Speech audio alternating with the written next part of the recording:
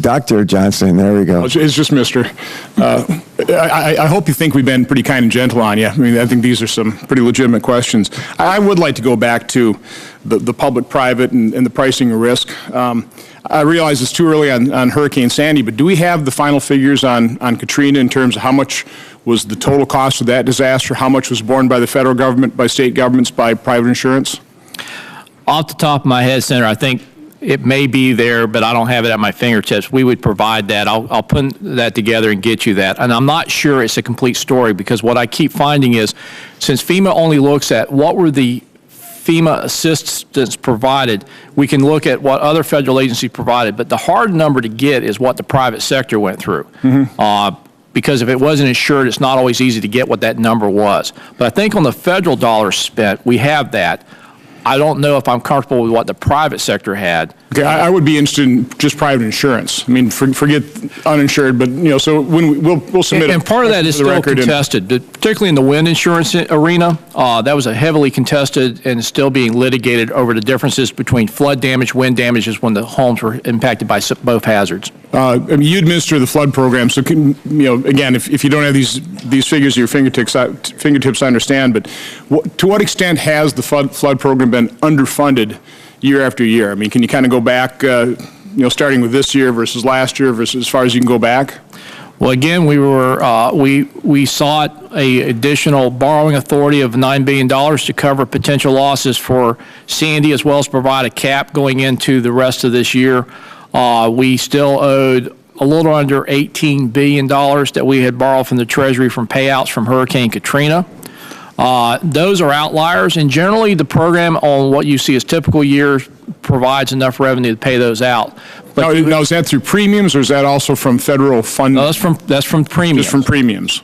But the problem is it is undervalued the risk, and that's why, again, in moving toward more actuarially based, particularly in new growth and new construction, we were subsidizing risk below the actual cost of those impacts. And so our exposure is far greater than the typical year-to-year impacts. So outliers such as Katrina, such as Sandy, produce tremendous impacts that result in us having to borrow additional funds. But those funds and the premiums themselves are what drives the payments and the borrowing authority. If it was a private insurance program, to what extent do you think it's underfunded? I mean, what do you think a private insurer would actually have in terms of reserves for potential losses? Private insurance refuses to write flood insurance because they can't capitalize the risk. Well, and I guess that's somewhat of the problem there, isn't it? But I mean, do you have any feel for what that amount would be? Would it be $50 billion? Would it be $150 billion? You're probably talking levels that are in excess of $500 million or greater, depending upon the exposure and to what risk they will write. In looking at the both $500 million or $500 billion? $500 billion. Okay. Sorry, sir.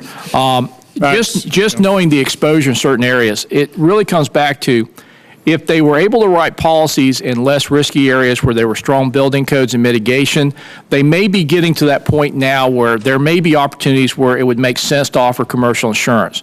But in far too many areas, their concern is that they cannot leverage borrowing authority, reinsurance, and apply this nationally on a state-by-state basis given the risk. So, I mean, one of my early stated goals was, could we privatize elements of the flood insurance program, create the incentive that the commercial industry would write that so you would not have bifurcated policies. You would have all hazard policies instead of one for wind, one for flood, one for whatever.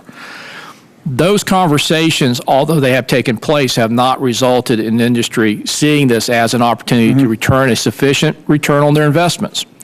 And as I tell people, it should be a sign when the commercial industry cannot figure out how to manage this risk and make money, that the federal government, that we're probably undervaluing that risk and have a greater exposure.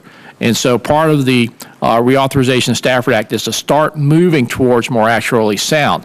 But the true test will be when we're actuarially sound is when people realize they can write flood insurance and make money from that and begin writing and offering it commercially rather than just as a federally backed program. But I understand your point that if you start writing policies that are more actuarially sound, how do you grandfather the neighbor right next door that didn't So how do you start moving that direction then? I mean, what is the process? Well, the rulemaking will take place. We've already taken all of the secondary homes. They went to full actuarially rate this year, so they're getting their renewal policies. They're getting their initial bills. For the other policies that are not secondary homes, we're going into rulemaking. We're looking at that will take about, through the rulemaking process, which we expect to start those comments in the next couple of months, that those rules would go in effect by fall, and it would start the next iteration of those policies as they move to full actuary. If we were able to look at affordability, we would very much want to limit that to only those that exist there, primary homeowners, not new construction, and look at a means test versus what we have done before, which was giving entire communities a phased-in or preferred rate as their risk had changed. We want to make sure that it's means tested so that we're not continuing to subsidize risk except where it makes sense for affordability. But the hard part here is you don't want to create an incentive that says if I build something new or I sell my home, I'm giving that affordability to the next buyer without them accepting that risk. And of course, that's the problem when you bring in the concept of affordability. You are basically subsidizing the risk, and you're incentivizing people to build where, truthfully, unless they can afford to do it, they probably shouldn't be building, and you're just putting the American taxpayer on the hook again in the same situation. But I do think it's a very important distinction Craig has made between existing homeowners until you have a transaction on that home versus new construction. And this is where flood insurance is a critical lever. And I do think that these new maps, as I said before, are a huge step forward. The problem is if they're not adopted, not just for flood insurance, but in a range of other areas, we won't make as much progress. So one of the critical things I think we're trying to do in the CDBG, in other investments we're going to be making in the region for rebuilding, anytime you have a substantial enough level of damage, we should be requiring that they move to those new maps, including where we're issuing a new mortgage in those areas. And so those are all, in addition to the flood insurance program, other levers that we have in the Sandy rebuilding process that can go to the exact same goal that you're talking about. Just one quick question is, as you're trying to make that distinction between new and recovered construction, are we doing that across the board, all coastal areas, all floodplains, or just strictly in the Sandy area or each particular? Senator Johnson, area? as the NFIP was reauthorized, there is no affordability.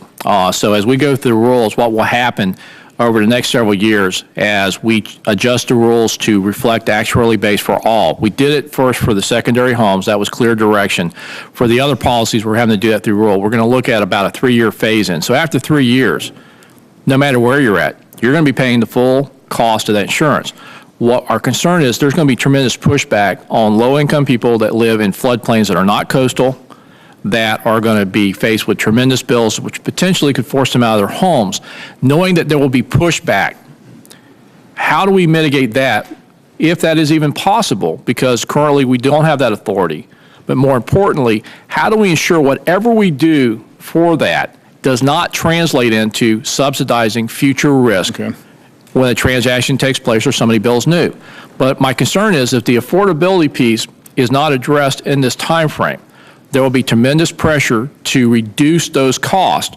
And unfortunately, historically, we have done that in a way that did not keep future growth at an actuarially sound rate. Okay, and I would echo Craig's point here. As the lead federal official now dealing with the governors, the mayors, the pressure is building on this affordability question, and there is some, I think, political risk that it gets reversed, or that localities wouldn't adopt the maps. There are other things that can happen that could set us back. I would also say we don't, unlike flood insurance, we don't have federal standards at this point that would take the same things we're trying to do for Sandy and apply them nationally. That's one of the things that in our report to the president, we will be making recommendations about. I see this as a testing ground outside of the flood insurance program for how we can put these measures in place nationally that will avoid this kind of incentive that you've talked about to build in the wrong places.